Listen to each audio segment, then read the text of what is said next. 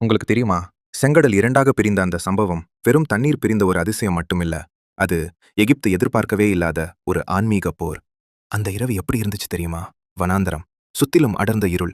இஸ்ரவேலர்கள் முன்னால் செங்கடல், பின்னால் பார்வோனின் கோபமான ராணுவம். இருபுறமும் மலைகள். நடுவில் சிக்கிய மக்கள். மனித கண்களுக்கு இது முடிஞ்சது. இங்கிருந்து தப்பிக்க வழியே இல்லைன்னு தோணுற சூழல்.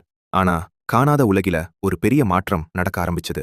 மோசே தன் கோலை உயர்த்தி அந்த நொடி வானத்திலிருந்து ஒரு நெருப்புச் சுவர், கண்ணுக்கு தெரியாத நெருப்பு இறங்கி வந்தது. அந்த நெருப்பு என்ன செய்துச்சு தெரியுமா? இஸ்ரவேலர்களுக்கு ஒளி கொடுத்தது. எகிப்தியர்களுக்கு நகர முடியாத இருள் கொடுத்தது. இது சாதாரண நெருப்பு இல்ல.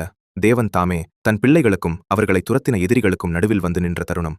அதுக்கப்புறம் கடலையே கிழிச்சு போடுற அளவுக்கு ஒரு பயங்கரமான, இயற்கைக்கு அப்பாற்பட்ட காற்று வீசியது. செங்கடல் 2ஆக பிரிந்தது.